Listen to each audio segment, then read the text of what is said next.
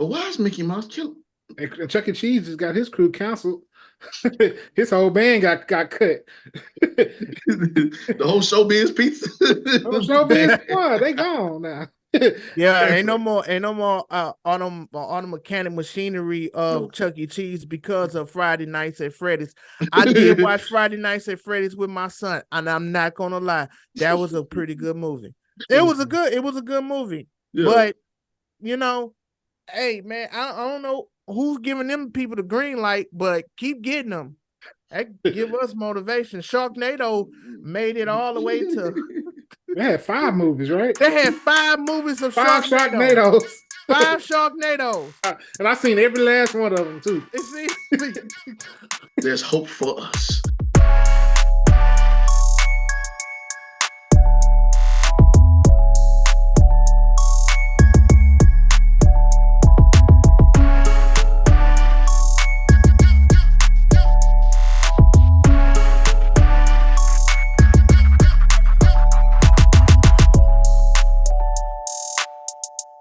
Good morning, ladies and gentlemen. This is Just Acting Up Show, the first show of the year. How y'all doing? How you living? How you doing? Your boy Joffrey in the building. Haven't seen y'all in a while. How you doing, man? Mike, what's going on, brother? How you doing, brother Mike? What's going on? Good morning, good evening, good afternoon, good night. Whenever time you're listening, we're here. First show of the year, and it's a big one. Yes, it is. It is. Chris, what's up, man? And Chris in the building too, man. Man, what up? You know, I ain't even gonna hit y'all with no comedy this morning. I'm happy to be here. It's a new year. What was, man? They always think I'm lying, bro. I ain't hearing y'all. How y'all doing? It's been a minute. Been a long time. Shouldn't have left you without a big Chris to step to. Okay, anyway. Y'all know we crazy. Y'all know how it is. We are, man. Thank y'all again. Many blessings to y'all. Salutation. Hiya. Anyways, man, let's go ahead. We're gonna talk about a lot of topics starting the year. It's only been a few days into this early new year, this Mamba year. Boy, y'all not playing, are y'all? Cat Williams not playing. We definitely gonna touch on that because it's just so much to unpack from that. Also, we're going to talk about the Epstein. We're going to have to talk about that as well, too. Why we went viral over our break. Certain video game that's coming out to a console near you in the next couple of years. We're going to talk about that, all that and more, entertainment news. Chris got his jokes. I got my jokes, all that and more on the Just Acting Up Show. Let's go.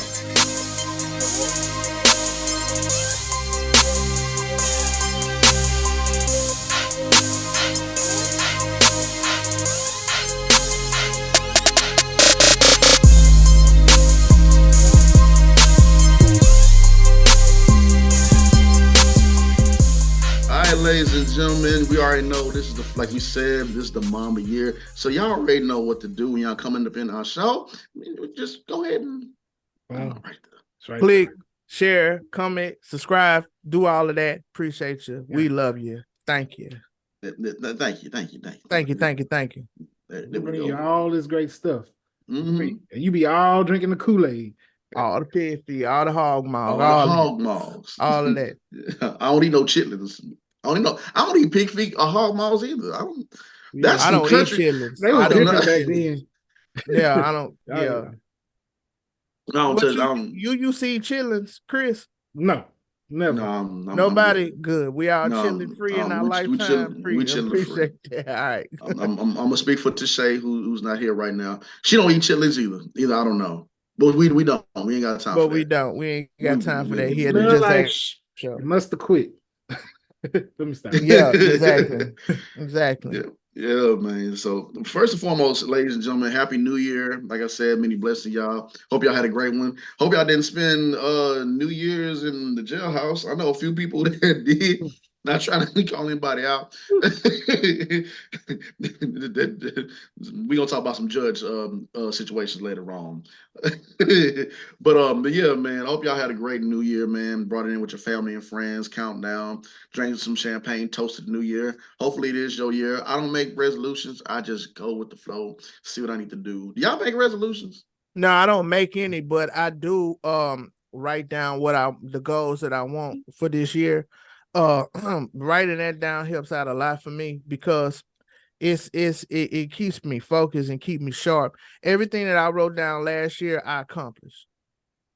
So that works out for me. So I suggest that for anybody. Get you a whiteboard or get you a diary and just write down. And it helps out. It really does. And, when they say you write it down and come true, it does, and it keeps you going. Cause we got a lot of days ahead of us, man. And yeah, we gotta keep this thing going, no matter whatever you're doing in your life.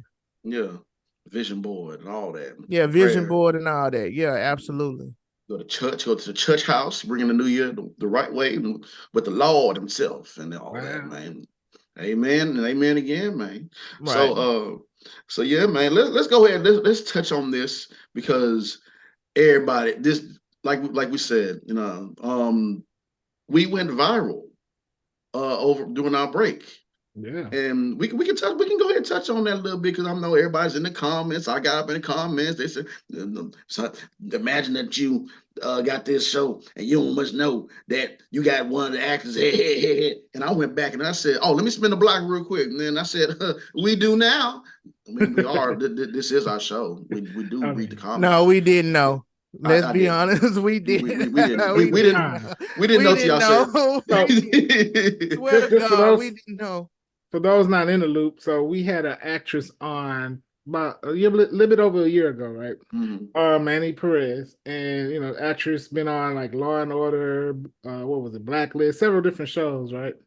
And we did our normal research interview like we normally do, and apparently during the holidays, everybody's been talking about the new GTA 6 that's coming in 2025. Game ain't even coming out this year; it's coming out next year, right? And they got hold of, I think a blogger on Reddit had posted about it, seen her interview, and realized that, put two and two together, like, hey, she's going to be the main protagonist in GTA 6. And they just started this whole whirlwind. Shout out to the gaming community that came over. Shout out to the gaming community. Yeah, welcome to the show. We love y'all. And like here we are today. Now, our video was buzzing. I mean, and when I say you guys were breaking down that video, I mean left, right, side to side. They was just look at her facial expression. Look how she drunk the water. Like, I mean, they was y'all could be detectives, like for real.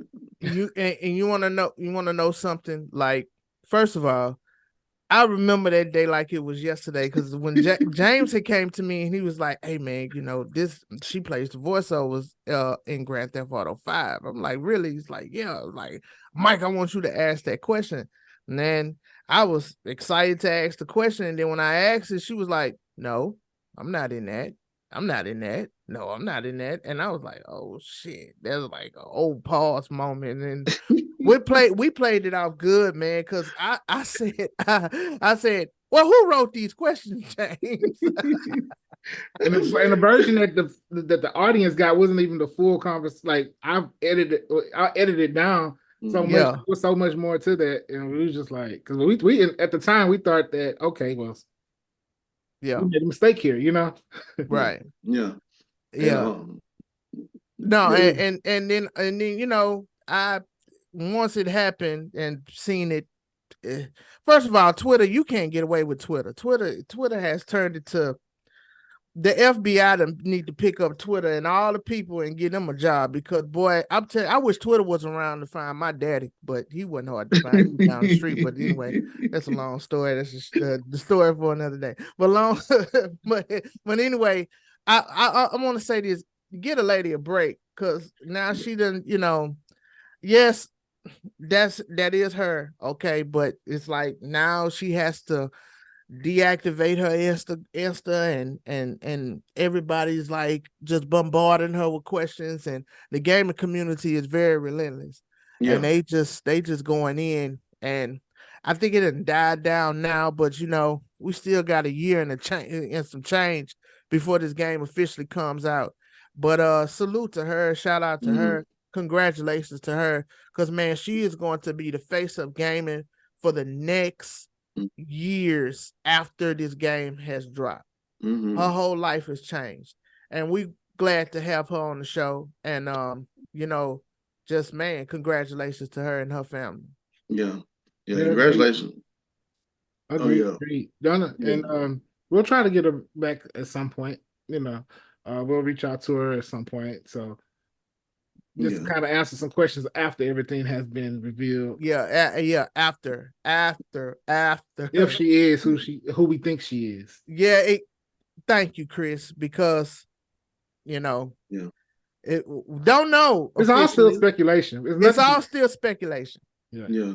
Even if so, I'm happy for her overall. She's a very talented actress. If y'all go back, first and foremost, hey Manny. She's a sweetheart. She's very nice, very down to earth. If y'all watched the full interview, it was a great interview, and she was just so cool. Great people overall. And when I say very talented, if y'all go back and watch her work, her clips, yeah, man, I'm telling you.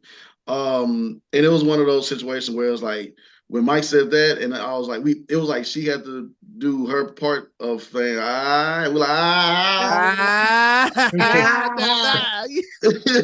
but in all her honesty, we just do our part asking questions because that's Grand Theft Auto 5 and this Grand Theft Auto 6. So we don't know. But many blessings to Manny, and he emailed her afterwards, talked to her, chopped it up.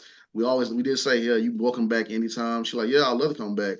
And she's an all-around cool and talented person. And that's everybody that we had on our show. So shout out to her.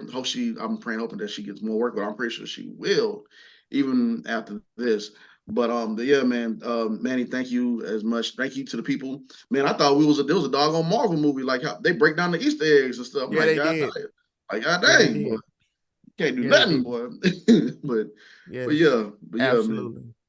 Yeah, man. Shout out to Manny, and like Mike and everybody else said in the comments, y'all let her breathe, let her live her life, because we are actors as well too, and we know when we get to that certain plateau, we're gonna be like, man, we love y'all, appreciate y'all, all of that, y'all, blessings and all that y'all giving to us. But we are regular people. She's a regular person that wants to live her life peacefully to go about it. And I know y'all excited.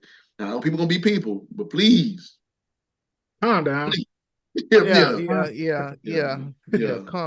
I think it played its course, but over the people gonna circle back.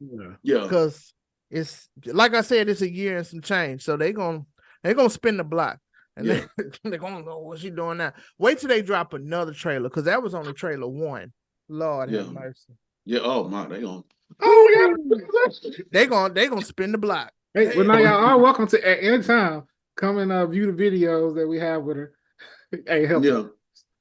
Yeah. Subscribe to our channel and you see that we have other dope interviews and other dope guests just like Manny come through.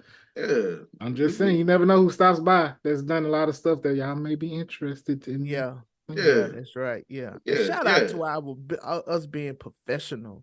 When you look back and you see that, like, damn, boy, we did that. We was very professional. We did. Because we people first. That's right. Oh man. So let's go ahead and unpack this other stuff now that we tackled that. Cat Williams, man. We're gonna talk about that, and then we're gonna trickle on to the Epstein. Because Cat Williams, usually when we hear a hot topic, we're like, okay, is it about to fade out or is it still going? Cat Williams unpacked so much in damn near 3 hours. That boy's cooking there earlier. So we just have to we just gotta talk about it, man, because it's still ongoing. Like a couple nights ago, or whatever, Kevin Hart was talking about Cat Williams during the basketball game or whatever. Yeah. You got Ice Cube coming out saying stuff. You got Michael Blackson tweeting stuff. Faison that said something. Cedric just dropped something. Ludacris dropped the whole freestyle. When you talk about what's that scene with K Michelle? Oh, somebody's shaking the table. That's what Cat Williams. I mean, people got shook. Yeah, some of it was truth. Some of it was you could tell. Some of it wasn't true. But at the end of the day, everybody talking, and I bet you his next few shows are gonna be sold out. I guarantee you that much. But I me and my wife had this conversation yesterday, man, last night about it. man, listen, if it's got to hold some weight for people to respond the way how they responded, not just because it went viral. Like, by the way, when I saw it, it was at 5 million. And by the time I was done with the interview, looking at, because it's 2 hours long. It had almost 3 hours, 3 hours long. It had jumped up to 9 million. Yeah, that was in 3 hours, and it wasn't like a regular sit down. It because he's a comedian, but it was very entertaining out the gate. I think that I remember watching it at work, and hope my boss not watching. I was watching it at work, and I'm just like, first 5-10 minutes, I'm like, oh, hey, y'all may want to. I think this is about to go viral, like, because he was just coming for all the top dogs in the industry. Yeah, you could tell. all Shannon Sharp did, all he said was hello. I knew when Shannon was like, well, had me cracking up because Shannon was like, after he went on for like 20 minutes, he's like, I don't even know what to say. I don't even know what to say. I ain't even got a question in. I don't even know what to say. This man went from Cedric, from Ricky Smiley, from Steve Harvey, from Kevin Hart to Chris Tucker, Diddy, man, he Earthquake. He went down the line. The only people that he didn't talk about in bad light was Dave Chappelle, and Mark Curry. He gave Mark Curry all the respect. Too. Yeah, Mark Curry is a GOAT, bro. He is an absolute GOAT. People sleep on Mark Curry, but hanging with Mr. Cooper is the GOAT. He hilarious. Mark Curry is hilarious. Yes, he is. He's a legend, and he has done a lot of things that people don't even know about. Yeah. I think if you were to look at this comedy game, like the rap game, this would be the equivalent of Nas's Ether back in the day. Come out swinging. The memes was firing all cylinders. I seen one where it say Shannon Sharp say, "Hey, Cat, how you been? First off, you click and claim. Click and claim. We bust some bad boys and we lost for like." Man, it wasn't playing. He said, "You sat right there, sir, and talked and like I can do Cat Williams' voice, but I ain't gonna do it right now because I don't want to be." You know what's crazy? Funny is the thing about the internet is they come with their receipts, and that's like a lot of stuff he was saying had some weight to it. Like you can see, like You want to piss a comedian off? Steal their joke. Yeah.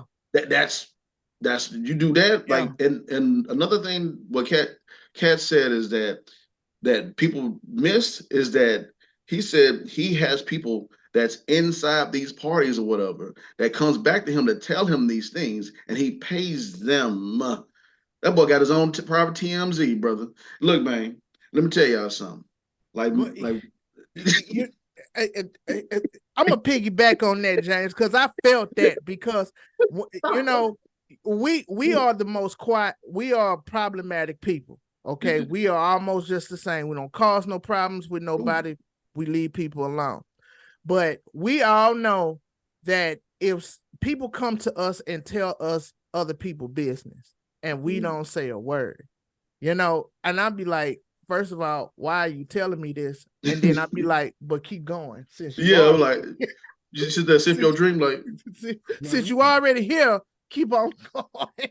Keep going. So I feel him on that, and I understand it. And the thing that people got to understand, Cat didn't start this. Ricky Smiley was on the show. Okay. Steve Harvey, Cedric the Entertainer.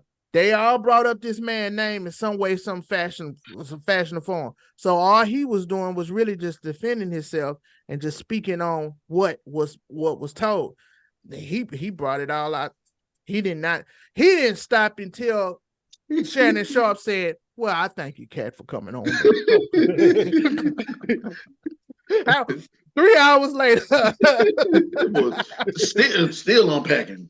Still unpacking. And another thing. I know his producers was having a field day. Like, hey, man, we about to go back. I know the producers was going crazy back there. Yeah. Shout out to Shannon Sharp too. Yeah. Because boy, when he say this show is going to be different after this, he said this is the other side of Kirk Franklin's prayer. Hey, man. I'll tell you this before we leave this topic. I don't know who's gonna follow after Cat on the next guest is Club Shay Shay. Oh man, That's a hard act to follow, but you Imagine getting that call. Hey, come on, Club Shake. Nah, can we push that? now after who? Now let's Maybe like, unless he can get Dave Chappelle. yeah, that's the only. Yeah, That's that's the only. it. Yeah, That's the it. only. That's one of the only ones that I can think of. You have to get somebody to come. That's like Kat was saying. That's like you want to follow after Bernie Mac. Nope. As far as a comedian, no. And I forgot he gave Bernie Mac his flowers as well too. He gave him his flowers as well too. Man, you know, we can't depict on what's alive, what's not alive, because we wasn't there. We wasn't there. So we don't know. But the reactions really kind of tells the tale. I'm not gonna lie. Cause boy, is he convincing. He is convincing.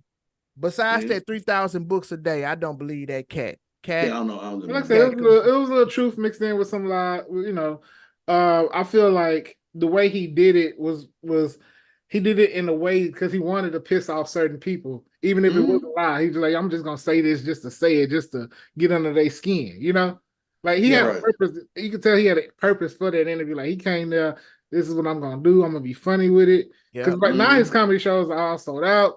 You know. Yeah. It served his purpose. Everybody talking about him. He just all he did is get his name back up, boost his name back up. Yeah.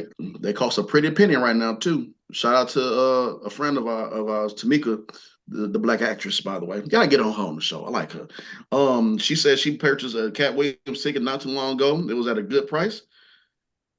That price now. That price it's gonna go up, but it went up. Man, Tiffany Haddish even respond. Michael Black's even respond and out. But hey man, it's yeah. Shout out to Cat. Yeah. For giving us that entertainment on the first week of the year, boy. I tell you, boy.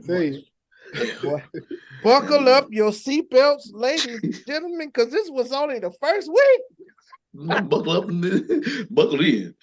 And man, last but not least, let's go ahead and tackle this. More documents, Jeffrey Epstein.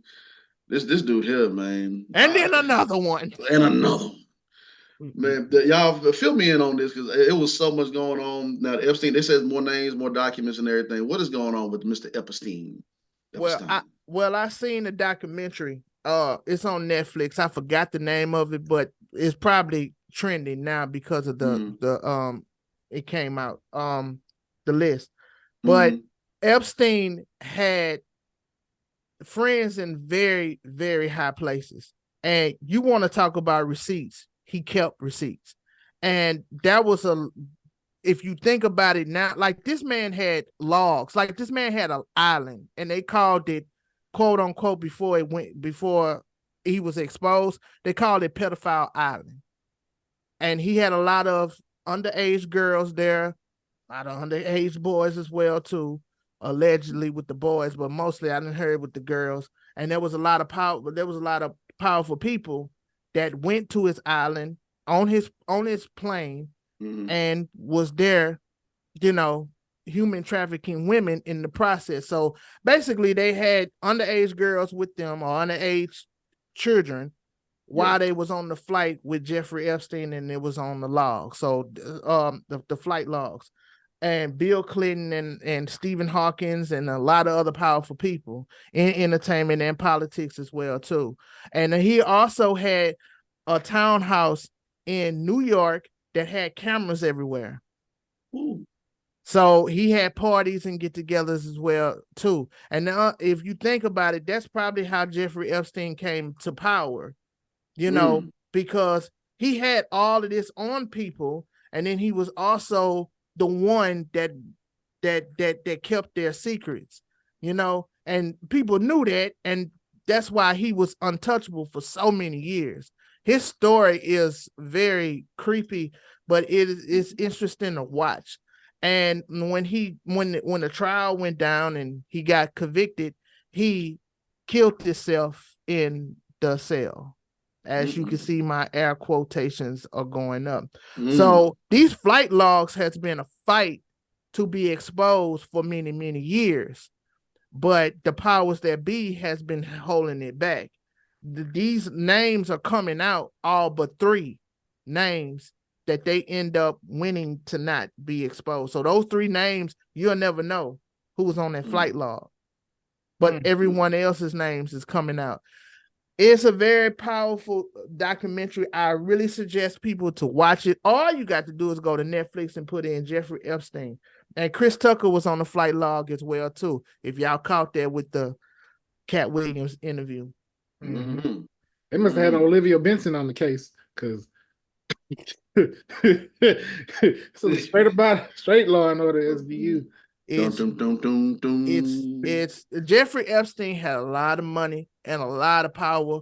A lot of people didn't know who he was. If he walked down the street, I wouldn't know who he was, but the powers that be knew who he was. And it's very creepy how things has happened behind the scenes. But this is the year of the mumble.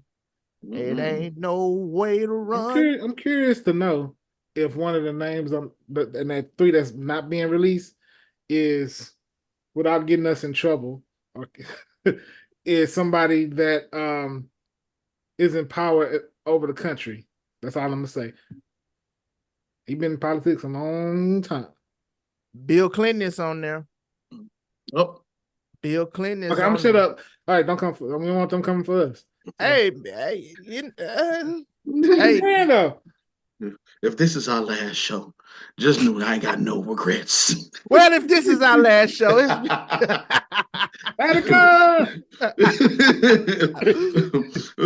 well, fellas, been a good run. Well, you know, hey guys, really good. Oh man, oh my goodness, man. Yeah. So, words of Johnny Taylor, everything's out in the open. And there's nothing left to hide. Boy, come with that heat early this year, man. Yeah, come with that heat. So I don't know, man. Like I say, what's his name? The magician, David Copperfield. He's on the list too. People say he couldn't disappear his name off the list. Somebody said Whoopi Goldberg was on there, but she said that was a fake list that she was. Yeah. Oh yeah, she did say yeah. Yeah, boy. She did say that. Yeah. Man, leave me, man. I ain't, man. Look, man, I ain't got time. I'm to finish this off. I'm taking, like we said, we taking the Bernie Mac approach to the Hollywood situations. After we done with the job, go home to the wife, man. Cause I ain't, or go home. Let's go home. I'm go home. Hey man, you want to go to the party? What party? Over there, Mr. No, you don't do no house parties, and no. You know it's weird. The way they get you is through whatever your desires is. Yep. You know, I've heard stories about the Diddler. You know, he bring women through to get you to do what he wants you to do. Well, they talk. The devil know what you like too. The devil know what you like too. So what's that mean with it? It's food down here, James. Right. You won't say it, Georgie. I'm just a clown, Georgie. We got food down here. Yeah, it's fun down here. It's fun down here. We all float. We all float. First and foremost, you tell me something. We all float down there. Sound like you don't do something strange to me. I ain't. Yeah, no, I'm good, bro. I'm good. I'm good. All right, my people, we about to get up into the Critics Corner, so y'all don't go nowhere. Just Acting Up Show. Hey.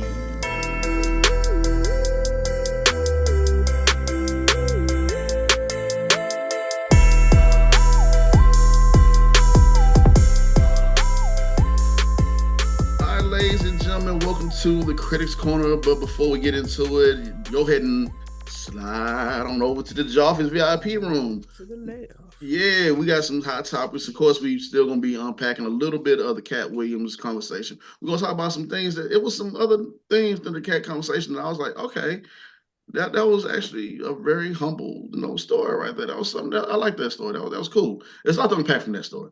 Not only just that, but Jonathan Majors, he has a interview that will be posted on Good Morning America that happened yesterday, because today's Tuesday. Happened yesterday on Monday, Good Morning America. But later on within the week, they're going to show the full interview on your Hulu and other, other streaming services. And speaking of that, We'll double back around Jonathan Majors in a little bit, but first, before we get the whole Critics Corner going, we got to say congratulations, Mike.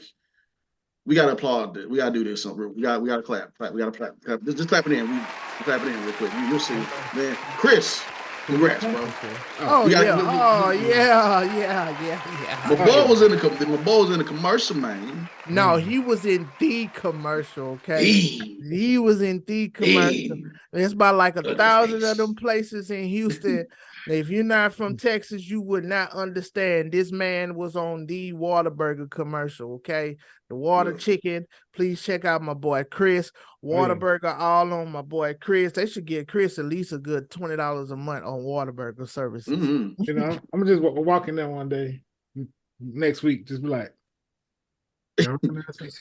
Y'all don't recognize me. Give him some extra wine. Yeah, give me some iced tea up in. Yeah, that was a great shoot, man. So I appreciate that. I appreciate everybody's response and the love everybody's shown. So yeah, that's right. Yeah. Got you. He was in the Mecca of the burger spots in Houston. I know.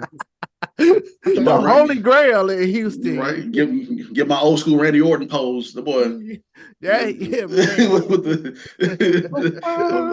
man. Now you know what's gonna be my concern now. You know how you always get that, man. You sure remind me of somebody. You. Let me hear that. I thought that was you before they was famous. That's right. For real, man. Now that was so dope. I love it because this story, like we had Brandy Specs, shout out to Brandy Specs on here before, and we were all talking about that one thing that we all thought we were going to be a part of, and it was just going to help us blow up or whatever. You never know. But what we liked about that conversation with Brandy is that we all had our stories of when we were in something and it didn't happen. And recently, late last year, myself and Chris and Tashay was on a set, on a certain set. We're not going to say who or what, no shade to it, whatever. Yeah. But they told my brother a certain BS reason why they couldn't have me on in that scene. And I was upset with it. I don't know if you're going to see me in it. I don't know. You probably see Tashay. I don't know. We don't know until it comes out. But what made me upset about it is that it gave him a BS reason why he can't be in the scene. And still had a good time, still good, still connected with some people, had a great time. But I just didn't like that they did that. And so we remind ourselves about that story of saying, hey, keep going. Somebody gonna catch you in something. Everybody has a certain look, certain something.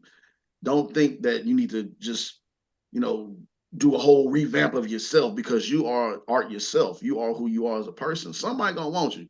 Yeah, of course, people say, yeah, maybe health reasons or whatever. You want to change this, change that, or whatever.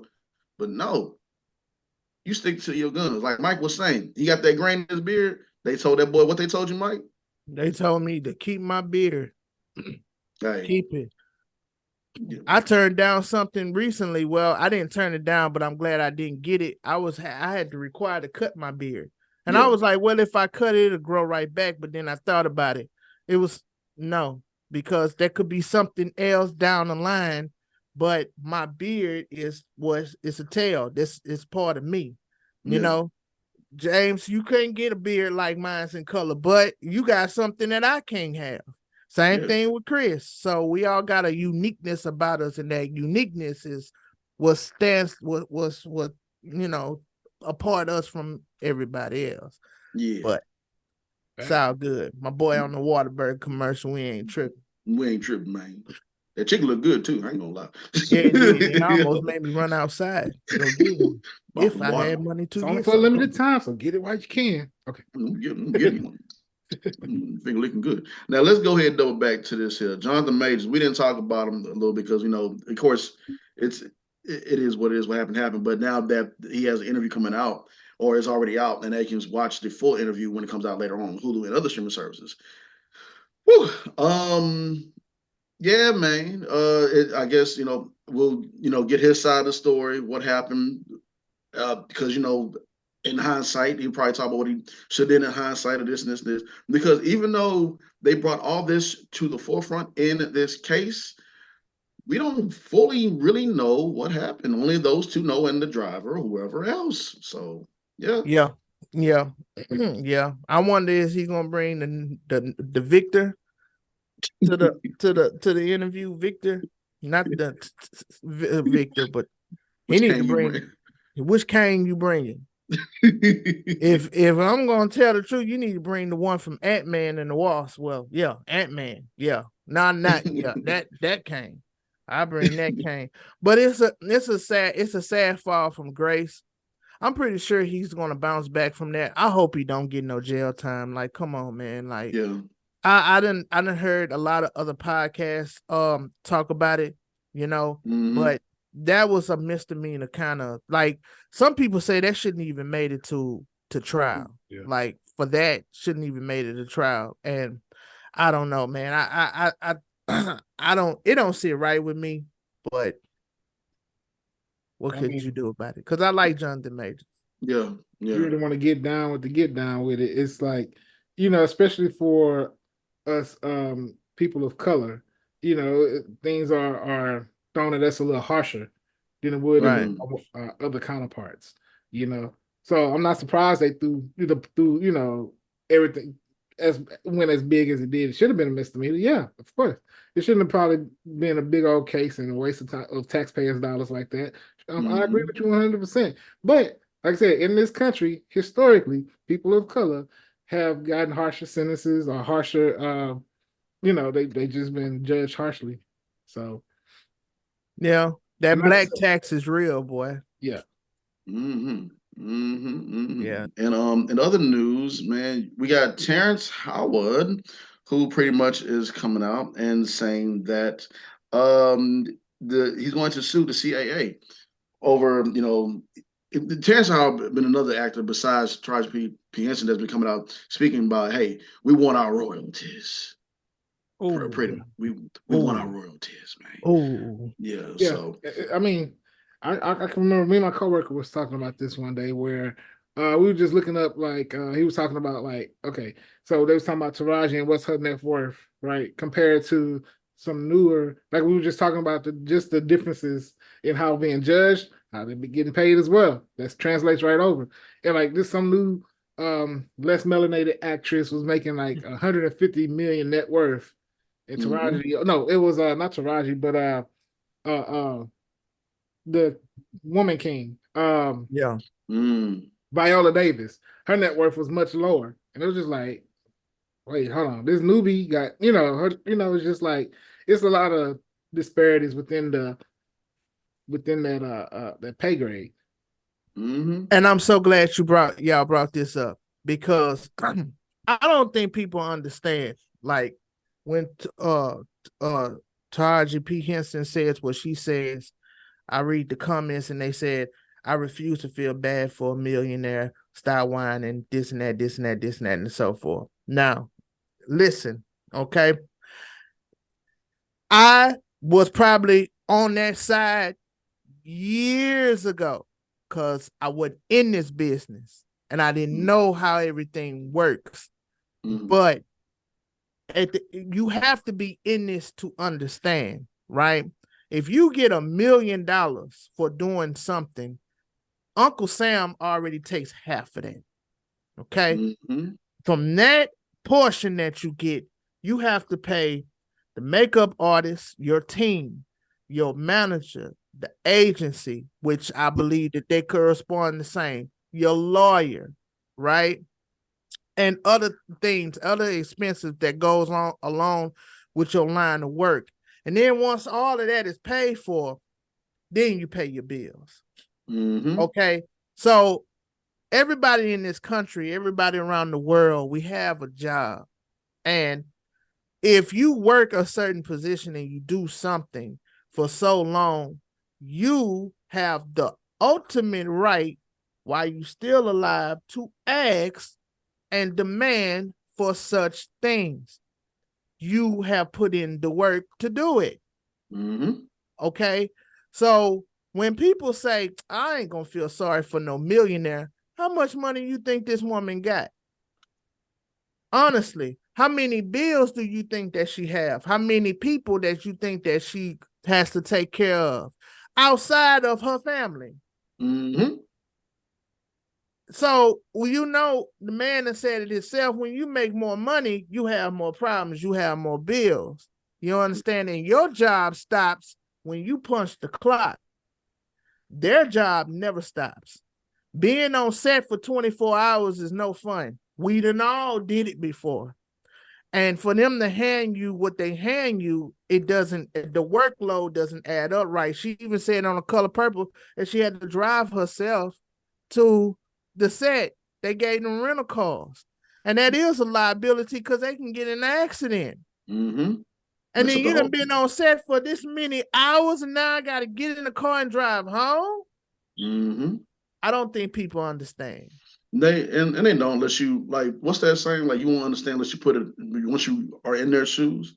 Right. And I like to double back about what you said about the people that she take care of. Let's say, for example, that your daughter, your son, or whatever, you have to pay for privacy school because you want them to live a certain life because you don't want them to go to public school to be bothered with and picked on. Or let's say if they have a certain disease or a different disability, you got to pay for that because you want to pay top dollar for your kid or your family member to live their life. Or moving from where you, I don't know where, I forgot where Taraji is from exactly. But to move from there and probably stay in LA or whatever, just so you can get to work quicker or meet these people in these meetings or whatever, you just a whole lifestyle change. LA is expensive. New York is expensive. So that's what I'm saying. And a lot goes with that. And then on top of that, time. When you in your car, we live in Houston, Texas. It takes an hour and plus 30 to get from Houston, Texas to Houston, Texas. 45 is the devil. 290 can be two sometimes. You driving from one place all the way to the next place to be on a certain scene and recite these lines, dude, that's time and money. So exactly. And here's the universal thing. This says to me, this is one of my pet peeves. Here's the universal word for that when people use. Well, nobody asked you to do that. Ain't nobody asked you to do that. You could have been doing something else. Ain't nobody asked you to do that. It's not the point that she's whining to someone and needs sympathy. She's venting. Venting and she's putting it out there because she's at her peak of frustration. You understand? This ain't she just came into the game like a year ago. She been doing this for a very, very, very long time. Right. And so she has the right to vent. Just like you got the right when you come home and you vent about your job or you do what you do. And you can't say, well, nobody enforced you to do that. We do this because we love to do it. This is what we don't see us doing anything else but this. Mm-hmm. Imagine being at work and you can work so many years to be the best at your position at work. And then here comes some fresh out of high school kid that comes in and making more than you. How would you feel? Exactly. Frustrated too. Yeah, don't worry about it. Don't worry about it. You chose that job. Yeah. Let that little 18, 21-year-old say, yeah, I'm making about 45,000 a year. I'm still like 35. Yeah.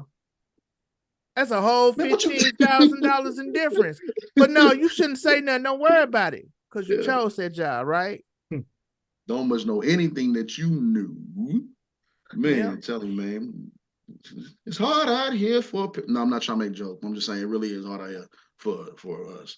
In the other news, man, the Golden Globes the Golden Globes come and gone.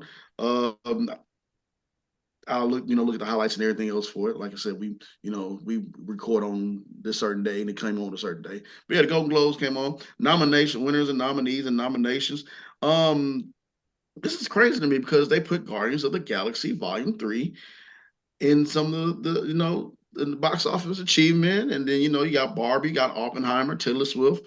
My daughter strung me along to see Taylor Swift. But yeah, man, check it. Go back and watch the Golden Globes. I'm pretty sure it's going to be on all streaming services as well. Spider-Man Across the Spider-Verse was on. That's a good movie. Okay, so anything with the Emmys is going to be tied in with the Oscars, right? I think so. Let me see, because I got to look at that as well, too, to see. The Emmys come up soon as well, I believe. The Oscars is after the Super Bowl. I believe so, yeah. Yeah, okay. I'm just going to say this. Oppenheimer going to sweep. Whew. Oh, you seen it? Whew. Boy.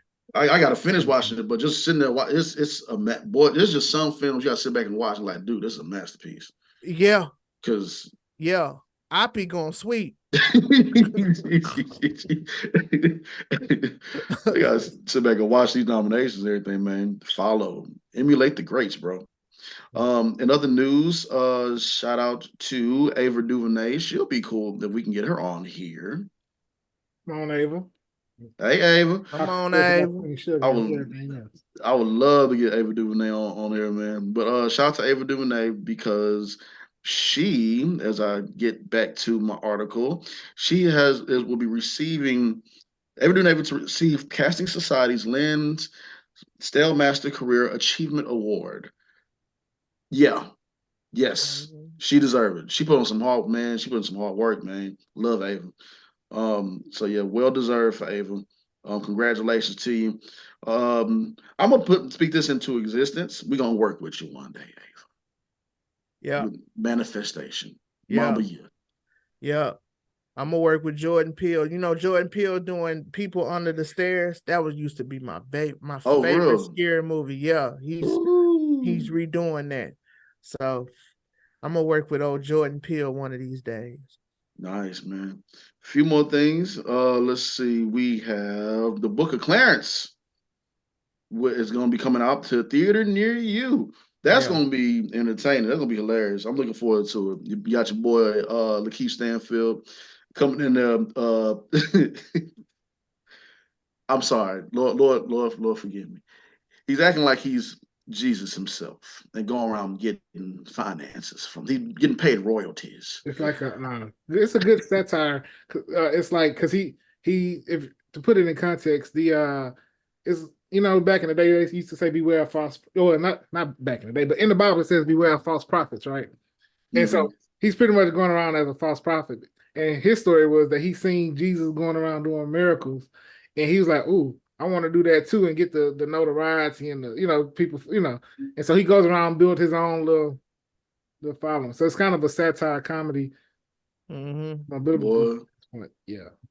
Boy, I know in that movie they gonna get you. It ain't gonna end pretty. I know it's gonna end pretty. I don't know how they gonna take it. What direction they gonna go with it? I'm gonna say, Lord, please, Lord, please. You're treading on thin ice already. Just you premise alone.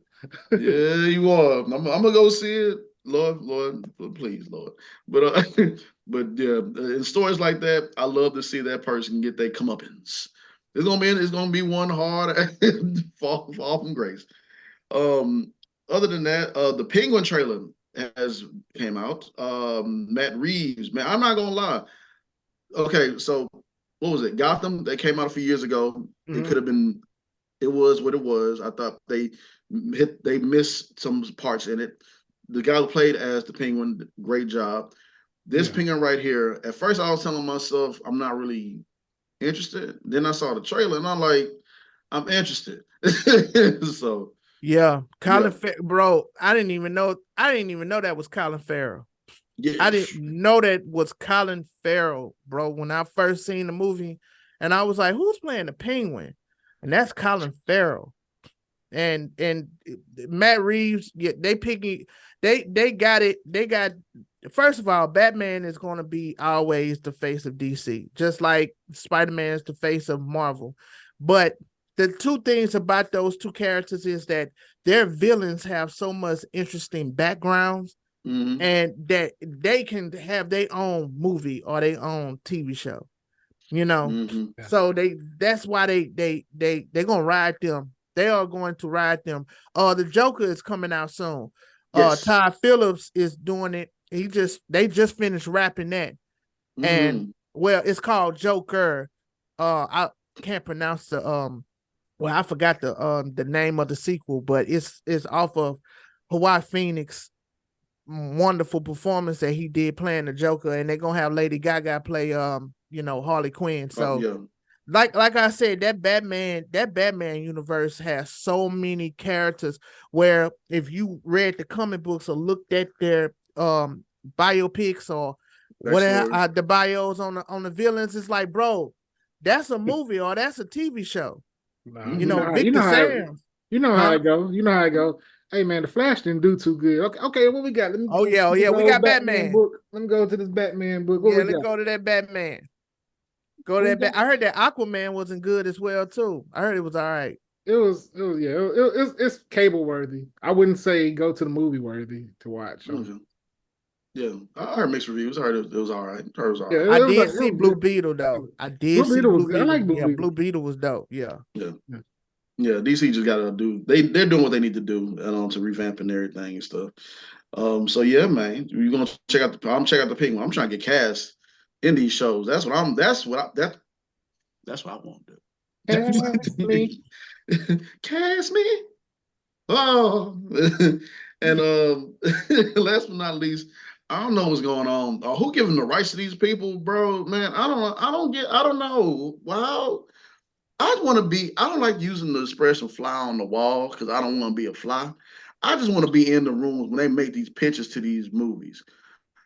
Who said yes to this Mickey Mouse scary movie? They already got Winnie the Pooh, Blood and Honey. I don't know how. But why is Mickey Mouse killed? And Chuck E. Cheese just got his crew canceled. His whole band got cut. The whole showbiz pizza. Oh, showbiz squad, they gone now. Yeah, ain't no more auto mechanic machinery of No. Chuck E. Cheese because of Friday Nights at Freddy's.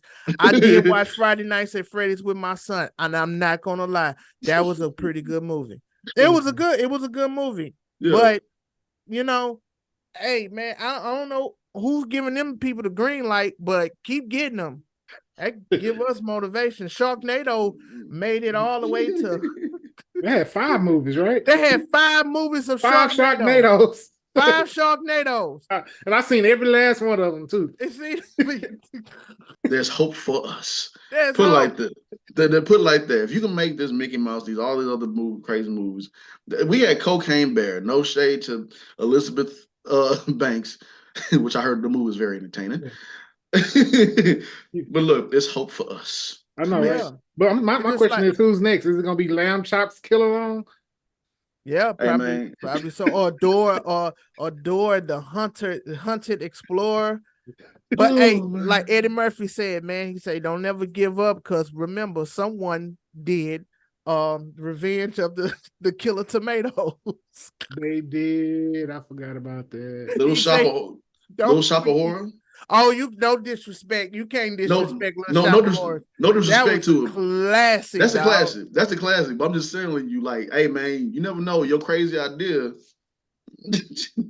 Yeah. Feed me, see me. Little Shop of Horrors. You can't forget it had Pam and Gina on there, bro. Right. Feed me, Simo. Steve Martin was on there. Steve Martin was on there. With man. With black hair, Steve Martin. I'm just saying, y'all. It's just some of these movies. I'm just like, how? But hey, man, like I said, go for it, ladies and gentlemen. just believe. If speaking of Eddie Murphy, if Dolomite has taught you anything, yeah, believe in what you do and you stand on business. Even if you don't got a job, you stand on business. That's Not right. Business. You're saying it wrong. You got to, like King says, T.I. son, you stand on business. Stand on business. Stand on business. Stand on business. A lot happened over the break. We're getting it all. Drewski say, I thought you standing on business. Now you ain't standing on no business. All right, ladies and gentlemen, it's only been a few days into the new year, and we need to go to church. So, with that being said, we got our brother Talmadge coming in here to talk about the biblical movie that got some action in it, titled The Little Scroll. So, y'all don't want to miss out on this. It's going to be a great conversation. This is my brother from another mother. Sit tight, tune in, stay locked in to Just Acting Up Show.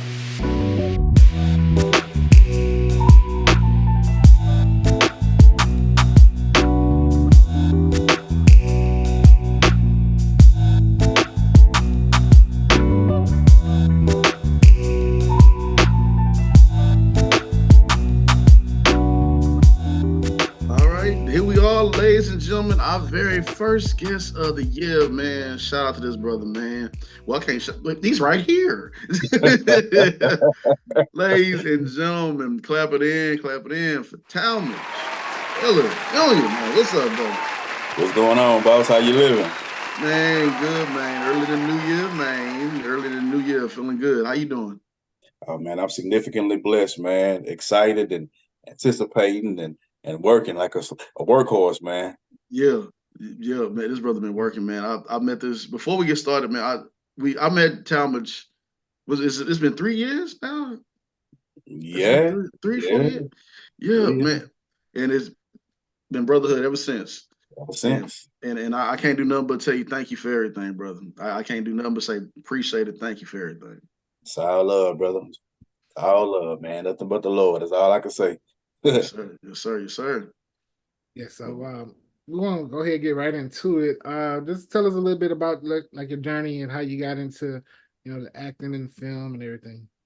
Man, well, I guess you could say being in church, you grew up in church. They always had those church plays, you know what I'm saying? Easter, Christmas, things of that nature, man. So I got my little start in that instance. But really, the real kickoff was I used to work at a radio station here in Baytown called Gospel 1360. And I was an on-air personality for 9 years. And there was a DJ, real popular at the station. His name is J.J. Williams. He used to work for 102 a long time ago with Mad Hatter on the morning show from 97.9. And man, I linked up with him when we first got there. It was just a bond that was just, I can't even explain it. And he took me under his wing, man, and he taught me the game. And he really taught me how to edit audio. That was the first thing on an old machine called a 360 machine. It's not a computer like what we have now. It's a small little blue screen with just like radio waves, something that you have recorded already. And so small little knob, you had to twist it back and forth, and then you had to press a button that sometimes worked to cut, and like that's how it started with the audio. But then I used to teach a Bible study, and when I did, I had a guy who would come every week, but he worked 2 jobs, and he said, T. Miller, I'm not gonna be able to come as much as I used to. He said, but I'm gonna bring my my Canon camera. You mind recording it? And then whenever it's over, you can just meet me at the end of the week and just hand it to me. We'll go from there. All right, cool. And so I did that for maybe like a few months, and then we were talking, and I told him about an idea for a movie that I had, never did anything before ever in my life. And man, he said, bro, my leave is gonna be extended longer than I thought. He said, so this is what I want to do. I'm gonna give you this Canon camera. Like, he gave me a kit, not just the camera, but the kit with everything. And if you know anything about buying cameras, that ain't cheap. So, man, he gave me that whole kit, big bro. And from there, I said, all right, it's time to start. And man, we've been shooting and filming ever since. Love that, love that. I forgot that you said you was a radio person too. I forgot you and Chris got something in common right there. Yeah. Come on. Nice. So you watch anime, right? Absolutely. Okay, what is your top 5 anime cartoons? Ooh, all right. So number 1 on the list. Should I do number 1 or should I go from 5 to 1? Like, how you want me to do? I would like 5 to 1. All right. So let's see. Now, let me just ask you this so we make clarity. You want anime movies too, or you just want anime? Nah, the cartoons, yeah. Cartoons. Well, no, the series, yeah. Okay, cool. Of course, let's see. Number 5. How should I do it?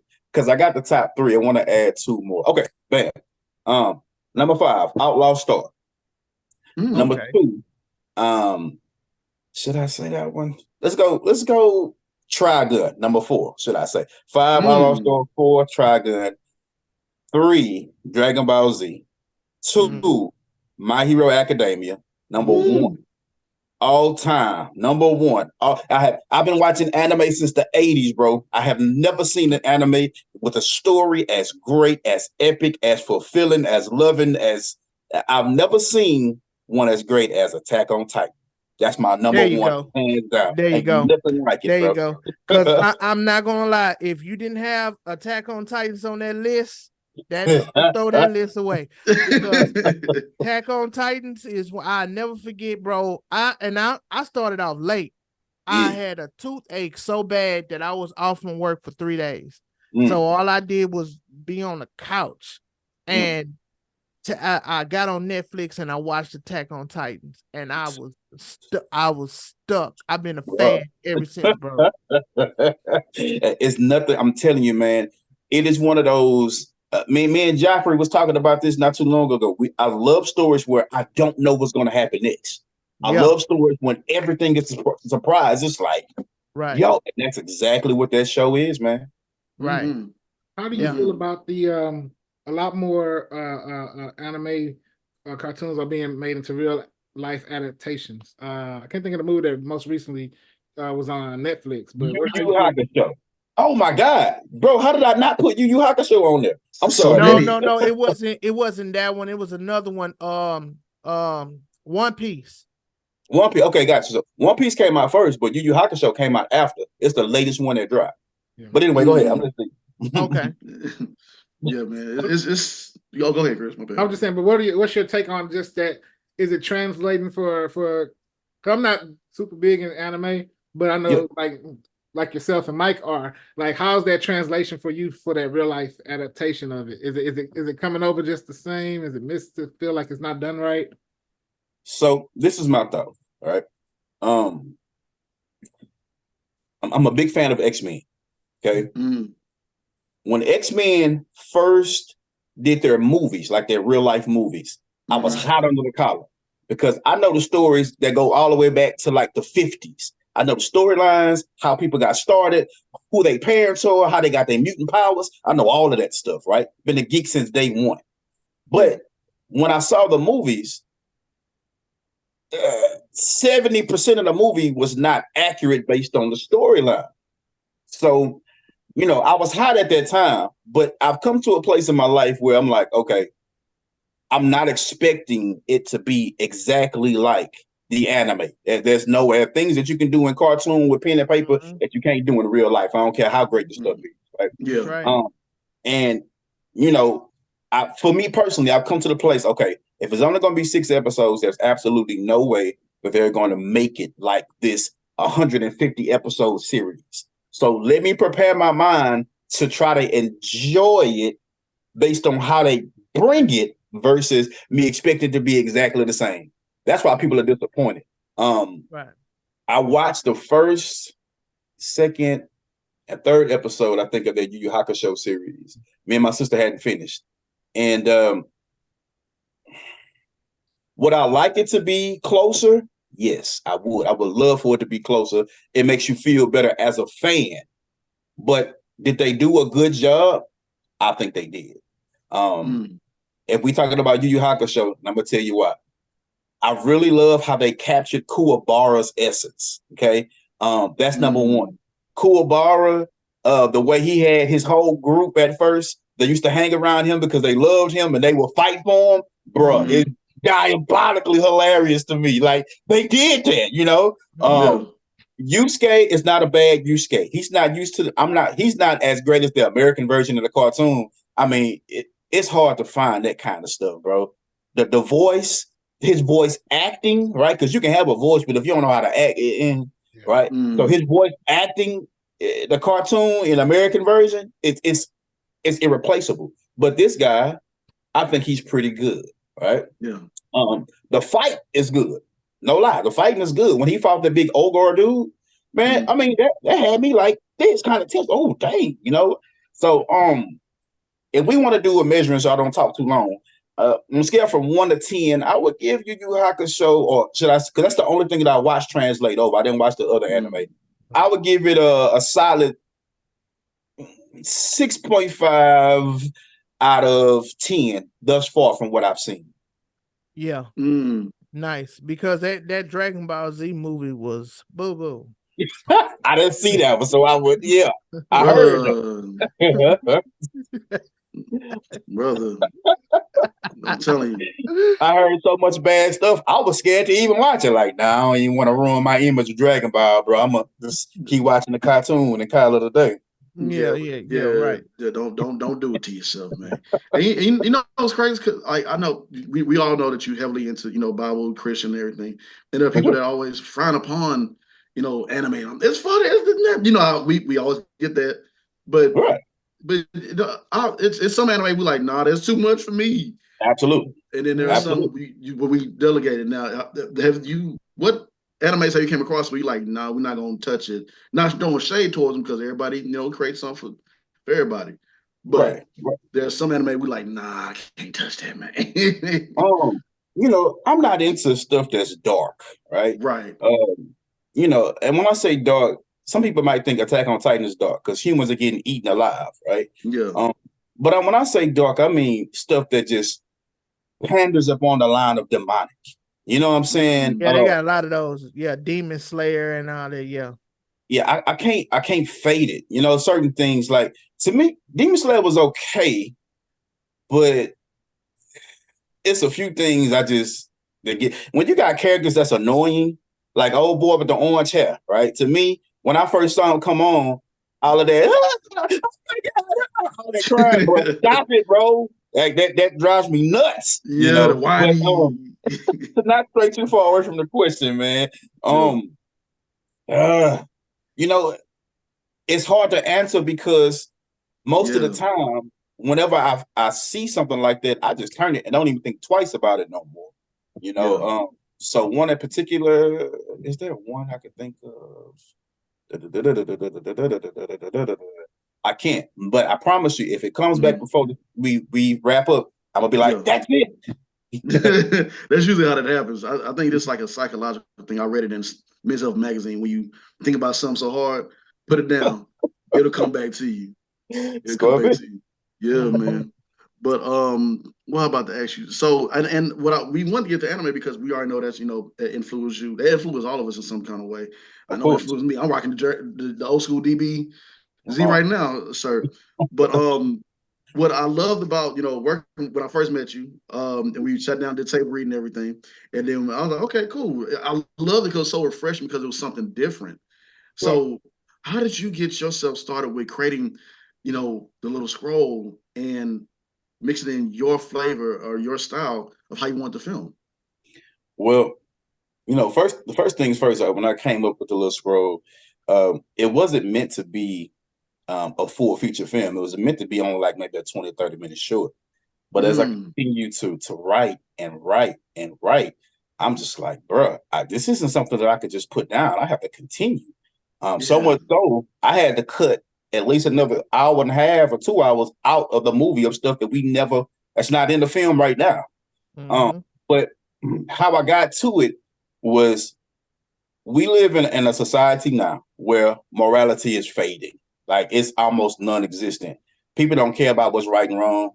You see all kind of stuff on TV that's just stupid. Let's just be real. It's just beyond stupid, man. And they're not protecting the innocence of children no more. They let kids do anything, and that kind of stuff is foul to me, bro. And as I was putting together this storyline, I wanted to create something that the whole family could watch, right? There's not a scene where you got to walk out. I wanted to create something where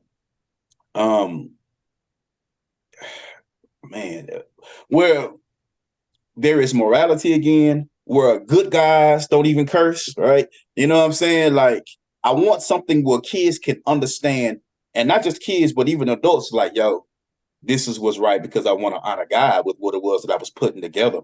And so I began to create something where I could teach the Bible specifically, or biblical highlight things biblically, that still has an astounding, adventurous story that is a step away from the usual Christian films that we see. Like, it's some epic films out there that's off the chain, but that's in the Christian world. But I hadn't really seen too much with good, solid action. You know what I'm saying? And I'm an action junkie, big bro. Yeah. And when it comes to how that correlates with what I've seen, like in anime and stuff, I'm big on how you say your words, the emotion that goes behind it. I've seen a lot of acting where the storyline has great potential, but the actors aren't bringing the heat like they need to. And so, when I write my scripts, right before your lines start, I put in parentheses the emotion, the sound, the breathing, the sound, all of that. So as soon as you come in, why are we doing this? You know how they embrace that, man. And anime has had such a huge impact. Just the screen, bro. Yeah. That's something we talk about. That's pretty much how it correlates. And that's something we talk about all the time when we look at different films and everything. We're like, that, they could have gave a little bit more just just that little bit more can give that scene so much more, just so much more of a boost and make Right. it translate better. Mm-hmm. Yeah. Mm-hmm. And I know your premiere is this month, right? Yes, So sir. on the 26th, right? Yes, sir. How you feeling going into it? Man, I'm prepped, man. Like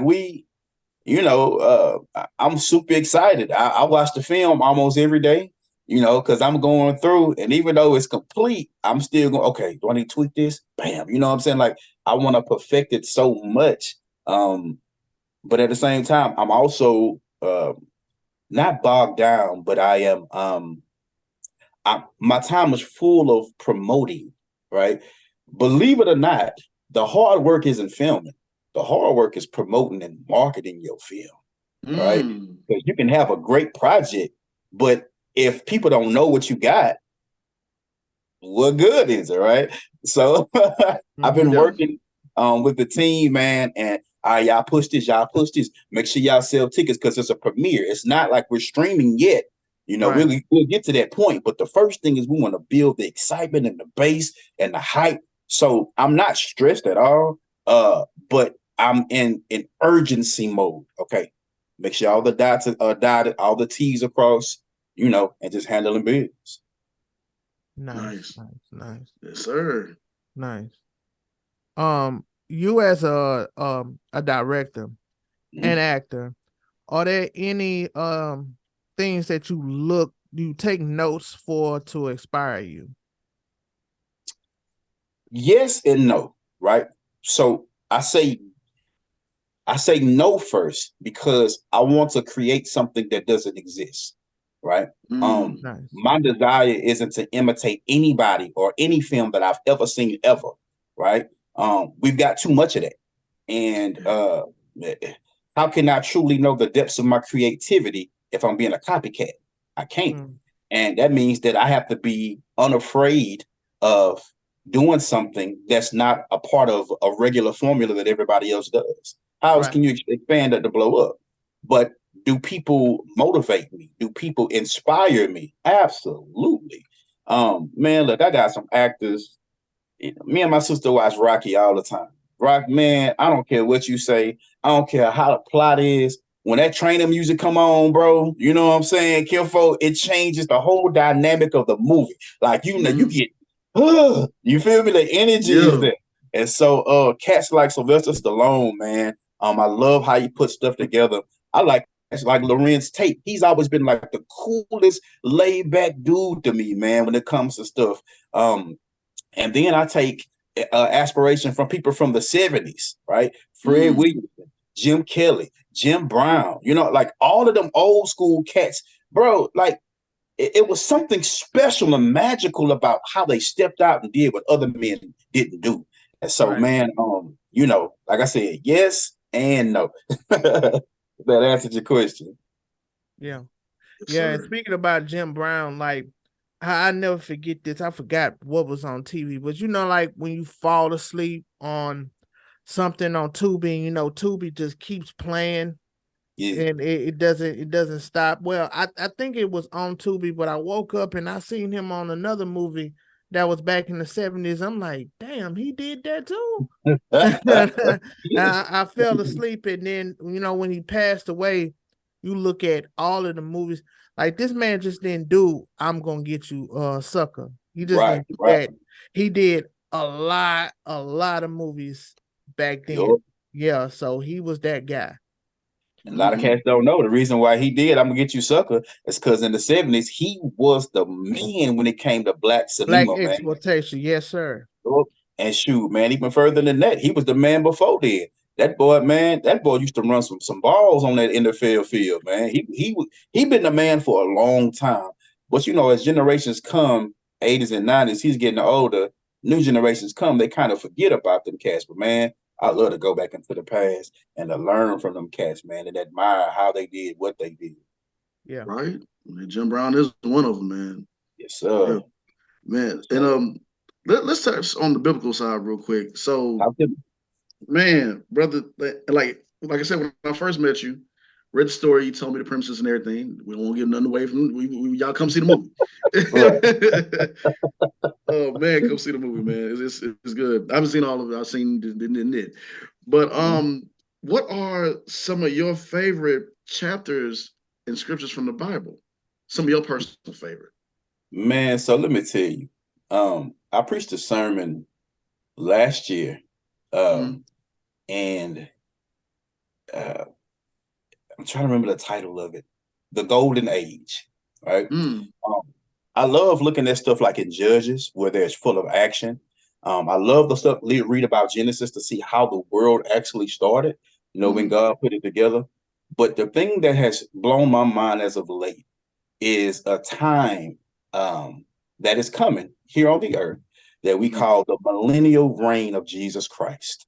And that is literally when Christ comes and reigns for 1,000 years. And the entire dynamic of what we know about life changes. That could be found in Isaiah 65. It can also be found in Isaiah 35 and in Revelation chapter 19 and 20. It's a trip because, two things I'll give you. Number one, the longevity of man returns, right? Men will be living long lives once again when Christ comes back because he makes the world the way that it was when Adam and Eve were here before they ate the fruit, right? And number two, it speaks about the change of the animal kingdom, right? And how, as we are afraid of lions and tigers and all of that stuff, there will no longer be a need to fear them because the Bible says that the lion will lay down with the lamb, the bear will eat straw. Like it'll be a time of peace like none other, which is mind-boggling because it's really real. Our mind can't. So that's what's been captivating me as of late as I've been looking and studying, man. I love that. Love that, man.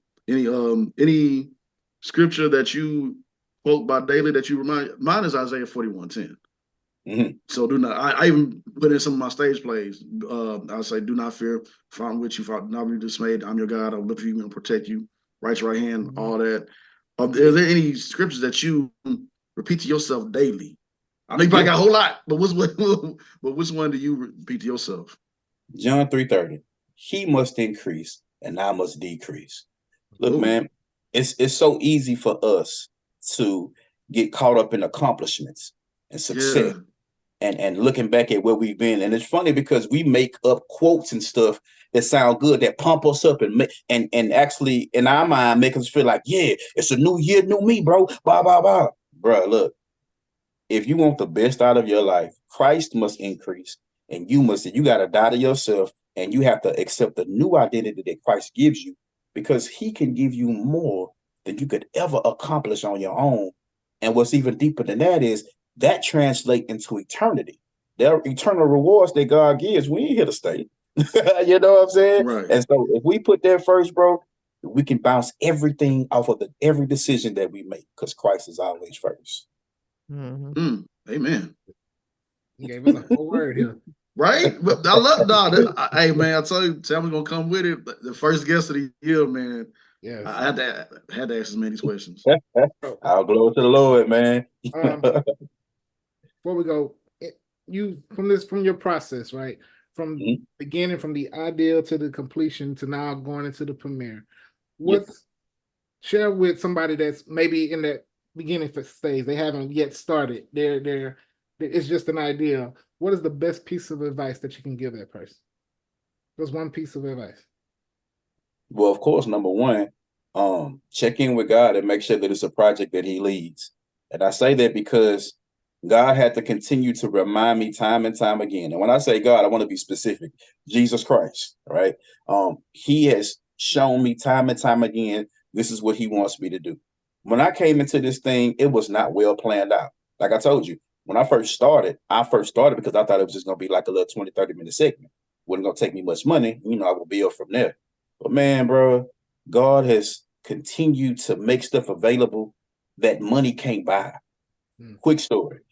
During the pandemic 2020, you couldn't get into the courthouses to get your license and stuff renewed because you had to basically make appointments, right? And I was like, man, okay, cool. Well, let me, it's time for me to do my thing. Well, in the Houston and Baytown area, man, them boys was booked up for a whole month. So I'm like, nah, bro, I'm trying to get my license right now. So I looked on the map. I looked. I say, well, let me call up Orange, Texas. So man, I called up Orange and say, baby, we can get you in today. I said, I'll be there tomorrow. She said, all right, cool. Man, I hopped in the car, driving, and to get to Orange, I had to pass Winnie, Texas. And there's a scene, a village scene. You know, in the movie, everybody's trying to get to my village to meet me in the film because I have a plan to change the atmosphere that's going on with the Seekers killing Christians, right?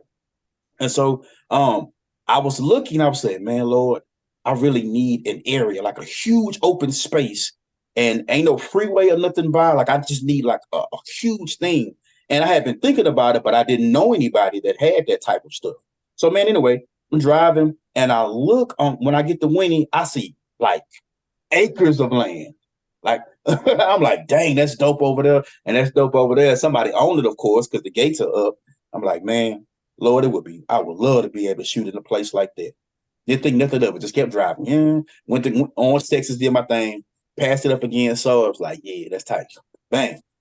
One of the guys in my film, I told him about it. He said, I told him, man, I need to find some land. You know somebody that owns some land? He said, man, I sure do. He said, get with me. Got with him. Met this man named Mr. Danny. Mr. Danny owned a feed store. And Mr. Danny said, sure, I'll do it. I love to see a young man doing stuff. I'll take you guys out to this one piece of property. He took us. It was too small, too many cars around. I couldn't do it. I can't film a village scene with that much houses and stuff around. Don't look real. So he said, well, I do have another piece of property. He says about 260 acres. I said, okay, cool. I would love to go. He said, no problem. He put us in the truck.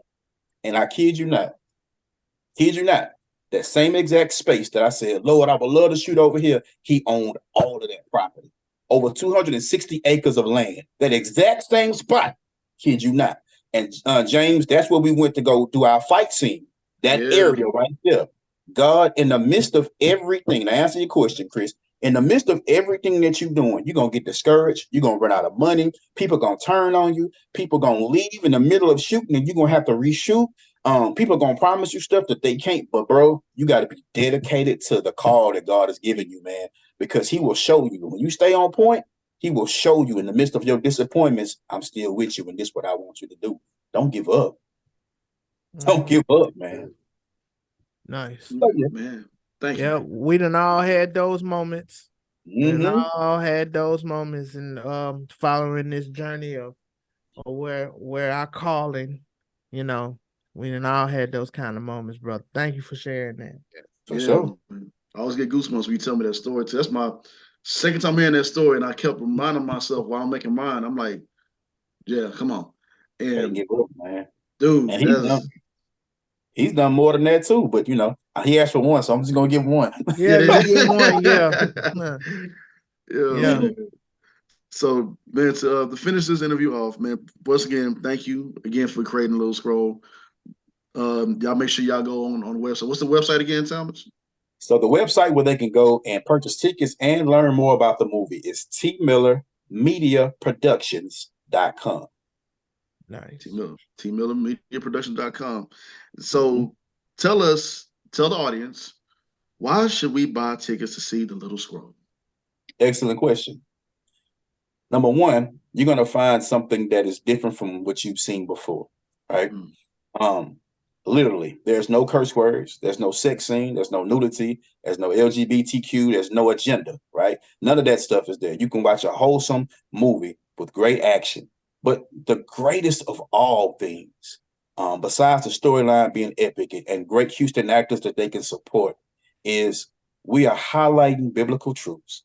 And we're showing you what a world looks like where there are no open Christians, where there are no churches, no Bibles. You have nothing left but just what you heard about God, right? And it is a struggle like none other. It reminds us of what we need to do at a time when the Bible is so readily available before it's taken away from us, right? It's a wake-up call that we all need in our lives to utilize the freedom that God has given before it's gone. And believe me, it'll be gone before you know it. And there you have it, ladies and gentlemen. Talmadge Miller, man. Appreciate you again, bro. Man. Salute you, everything. Man. Thank you again. Tell everybody where we can find you at. Man, you can find me number one, like my website says, tmillermediaproductions.com. You can see some of our work. You can also find me on YouTube. I have my own channel, and it's under my name, Talmadge, Talmadge, Miller Jr. And you can also find me on Instagram. I am Mills_photography, and Mills is MILLZ_photography. And yeah, we be posting like crazy. Come through, check us out, support us. The love is real, and just know we're gonna love you back. Nice. There we go, ladies and gentlemen. Talmadge Miller, man. Y'all check us out. Little scroll up in the man. I'm excited. I'm excited. I'm excited. So appreciate you. Hey, thanks for having me, man. Yes, sir. Yes, sir.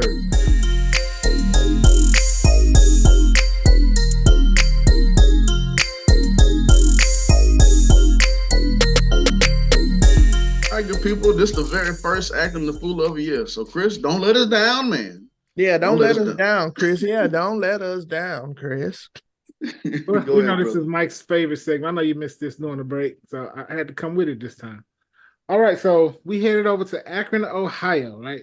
So police detectives arrested a man Wednesday in connection to a shooting. You know what caused the shooting? What? A dispute over potato chips. Oh, hell That'll do it. Yeah, police identified 42-year-old Melvin Wright as the man who shot another person in the face for refusing to share his potato chips. Oh, hell no. Akron police say the victim took himself to Summa Health Hospital after being shot in the face. He told police then that he didn't know the man who confronted him, and police said that the victim had reported the man shot him in the face because he refused to share his potato chips with him. According to police, officers found a handgun on Wright during the arrest that may have been the weapon used during the assault. And also, the police said they arrested Wright on charges of felonious assault and weapons under disability. So he's currently behind bars in Summit County Jail. Yikes! Potato chips must be good. Were they at least snacks or something? Or them honey barbecue potato chips? Yeah. So did the person survive? First of all, I mean, they took themselves to the hospital, so I don't think it was like a life-threatening gunshot wound. Well, hearts and prayers to them because that is traumatizing. That is very much so.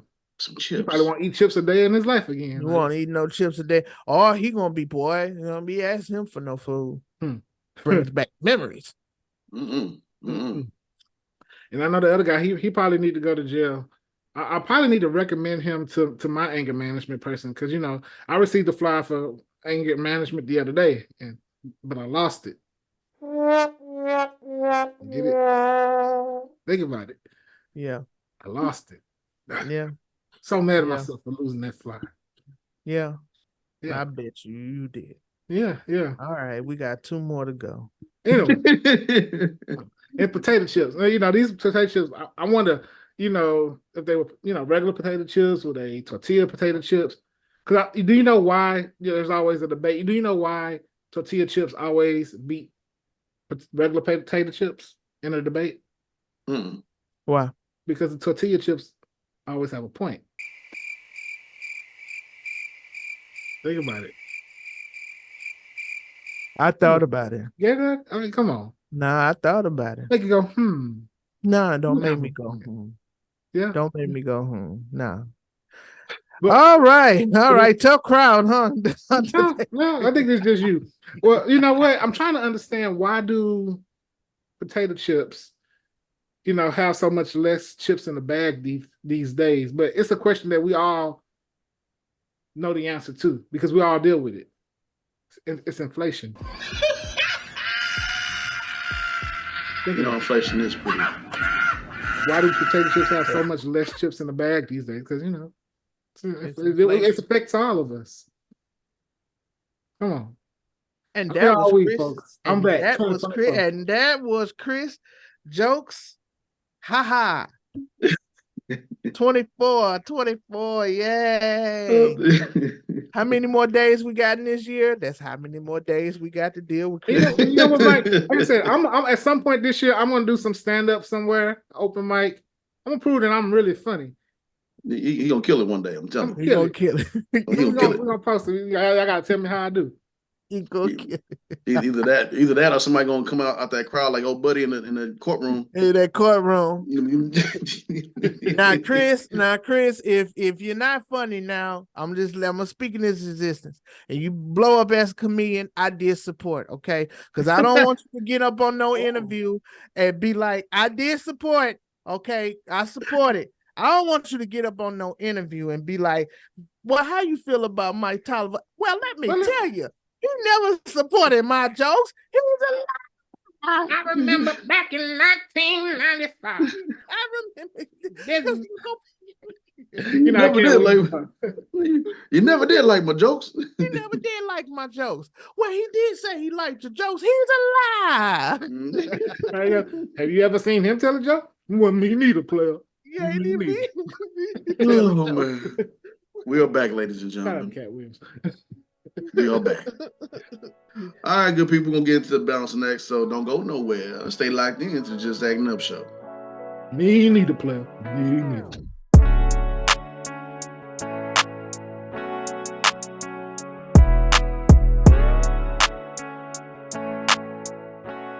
All right, good people, it's important to have balance in your life, like we always say. Like we do this time, I'm sorry. I'll just say Kanye West yesterday. Yeah, man, balancing act, man. Welcome, ladies and gentlemen. We sit here and we talk about people who are inspiring individuals, or we just gotta give our flowers out to other people. So for this balancing act right here, the first one of the year, man, it's heartwarming. Number one, game. It's a video game that has not been beaten before, but it has been now. And also, he dedicated this win to a certain individual. 13-year-old becomes first person ever to beat Tetris. Oh, wow. Whew, man, I gave up in Tetris, man. I know Tetris had an end. I ain't know either. He beat, I thought, what? It has an ending? What? Yeah, Tetris has an ending. Man, Okay. The only one who, or I guess you could say, from what the article say, after 39 minutes into the game, the gamer known as Blue Scuddy, or Scuddy, I hope I pronounce it correctly, is spelled blue. You know how to spell blue. And Scuddy is SCUTI. Sorry if I messed up your name. Reached the game's kill screen, which was only previously reached by an AI robot. Well, He said 39 minutes. 39 minutes. I'll make it past 2. I blocking it. Yeah, I was done after that. Yeah, man. But it says the article goes on to say that this was bittersweet victory for the teen who recently lost his father. According to 404 Media, the teenage gamer dedicated his win to his father, Adam Gibson, who passed away on December 14, 2023. So that's what's so beautiful about it, is that, I've been emotional wreck too. Like, man, like just think right there, your dad watching you do this. My dad watching me play video games. My stepdad did as well too. Just watch your son, just because you want to be right there by your son or whatever, and just be by him or whatever. Even they playing video games, and just see how they go about and talk to them, coach them, or whatever. But yeah, that's bittersweet. That's a beautiful moment right there. Like, dad, y'all probably got some snacks or whatever. Y'all playing this video game every day, tag team on it. I'm gonna do this for my dad because, hey, this is something I feel like I need to do. That right there, that's inspiring right there. I love seeing that. And not only that, and also not just video games, ladies and gentlemen, a Black woman who is blind and deaf defied all odds and graduated from Harvard Law School at 25 years old. Deaf and blind. Look, let me tell you something. I ain't got no excuses. This lady's name is Haben Girma. I think, let me see. Hold on, let me see. I think, yeah, Habengrma.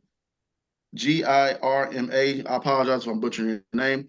She's a human rights lawyer advancing disability justice and is the first deaf blind person to graduate from Harvard Law School, named by President Obama, named as the White House Champion of Change. Man, that's right there. That's dope. I ain't got no excuses. If you deaf and blind and you achieve success, that's nice. Nice work, man. Nice yeah, work. Dedication. She did that, man. We ain't got no excuses.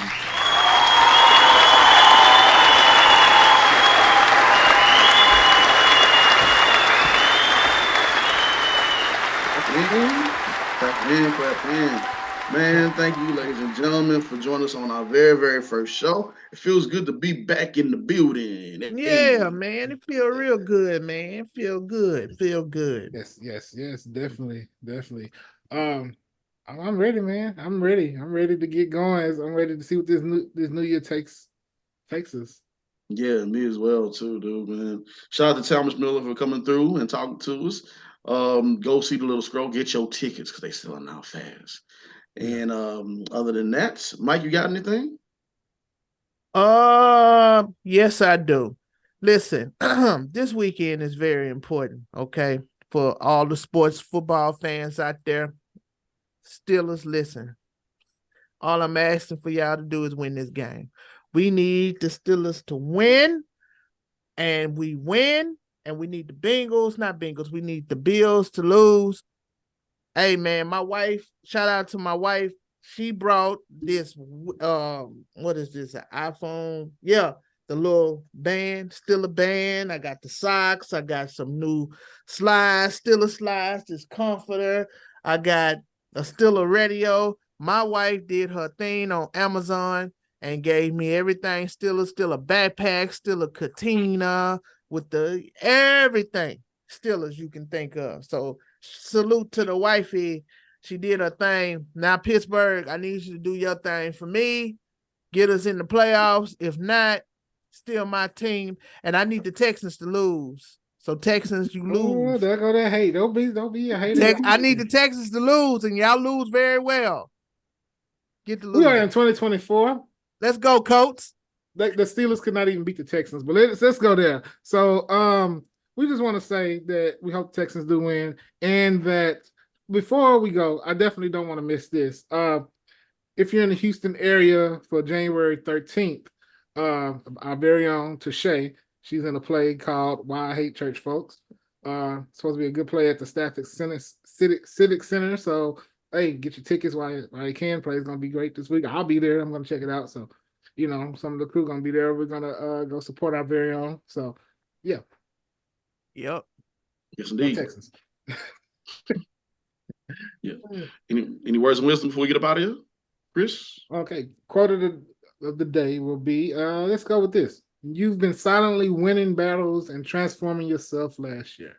This year, be proud of every step you've made in the right direction. You deserve nothing but the best, and your time is coming. So keep going and get better each and every day. 2024 is yours. Nice. That's right. Love it. That's right. Bars, man. Thank you, ladies and gentlemen, tuning in for the first show for the year. You have a good one. Be safe. Peace.